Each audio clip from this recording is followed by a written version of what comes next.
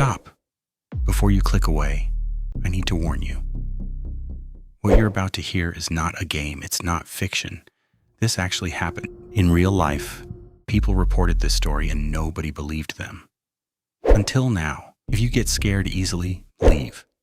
This is your only warning. But if you're brave enough to stay, it will be one of the scariest stories you will ever hear in your life. Before we start, subscribe to Mikey HR and hit the like button. If you haven't watched these 2 videos, you've missed out on a lot. You can watch it on the channel after this video. I spend hours finding these stories so you don't have to. It takes 2 seconds, and it means everything. Now, turn off the lights. And let's begin. My mom's funeral finally ended. The last relatives left just before sunset, and by midnight, the house had become unbearably quiet. It wasn't a normal quiet. It was the kind of heavy silence that settles over a home after someone dies.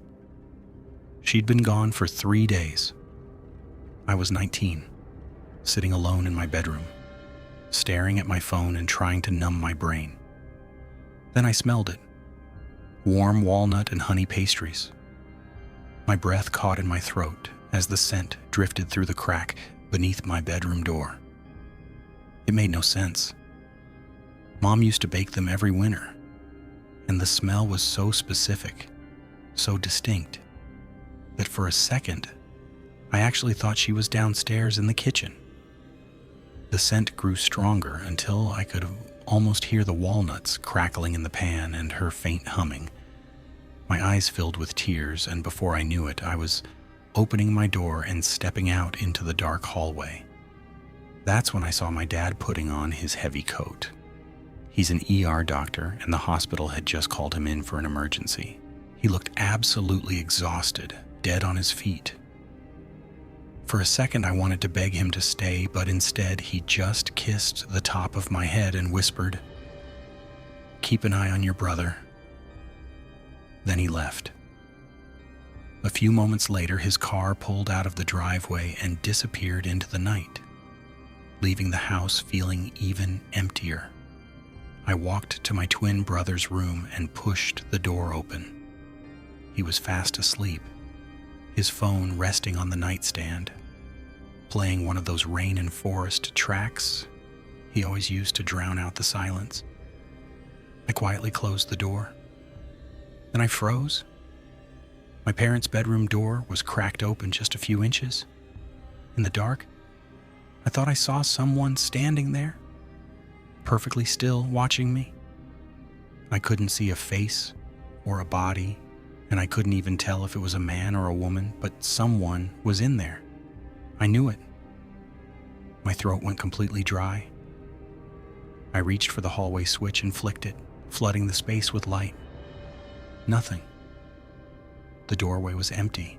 I stood there for a few seconds before forcing my feet to move, eventually pushing the door open to walk into my parents' room. Everything looked normal: the bed, the dresser, the family photos on the wall. To clear my head, I opened my mom's closet. The smell of her perfume was still heavy on her clothes, and that completely broke me. I buried my face in her dresses and just started crying. I don't know how long I stood there, a minute or maybe 10, until my elbow hit something solid in the back corner. I pulled back and found a leather box hidden behind a row of coats. It was locked. Normally I wouldn't have messed with it, but I'd spent part of my teenage years being a very different person than the daughter my parents thought they knew. I grabbed a metal hairpin from my hair, and 3 minutes later the lock clicked open. The moment I lifted the lid, a chill hit the room.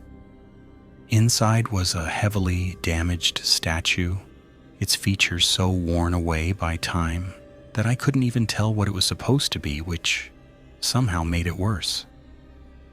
Next to it were 2 baby binkies, an old photo of my brother and me as infants, and underneath everything else, an unlabeled VHS tape.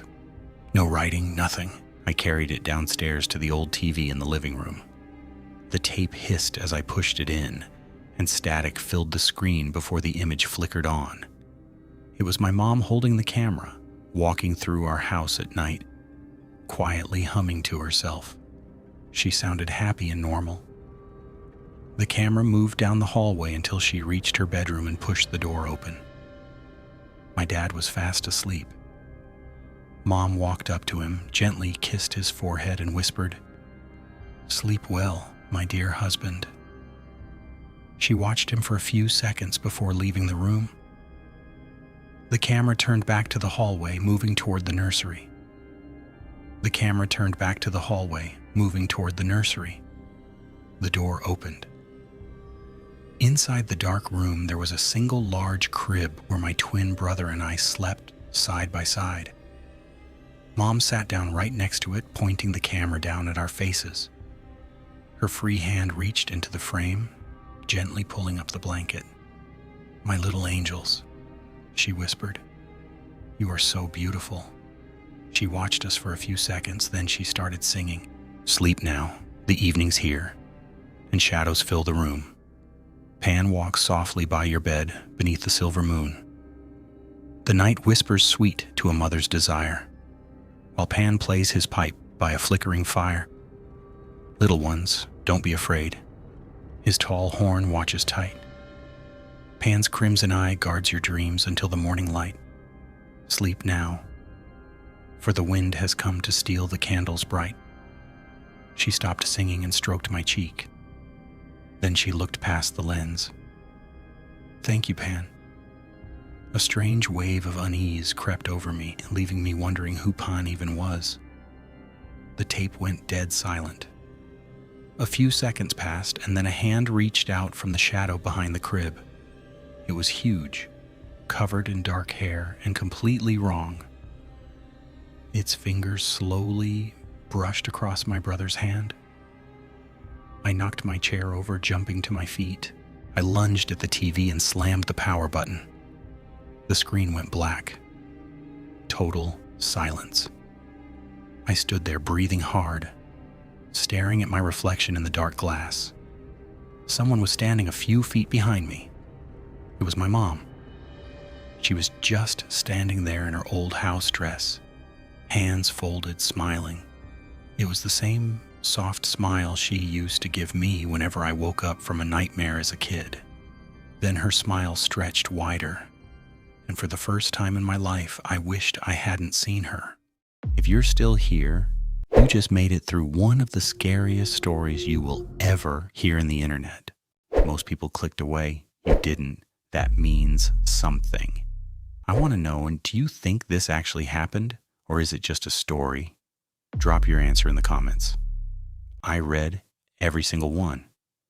And if this video gave you chills or kept you up at night, hit the like button. It takes 1 second and it tells me you want more stories like this. Subscribe to Mikey Blocks and turn on the bell, because the next story I found is even darker than this one. You don't want to miss it. Until next time, stay safe out there.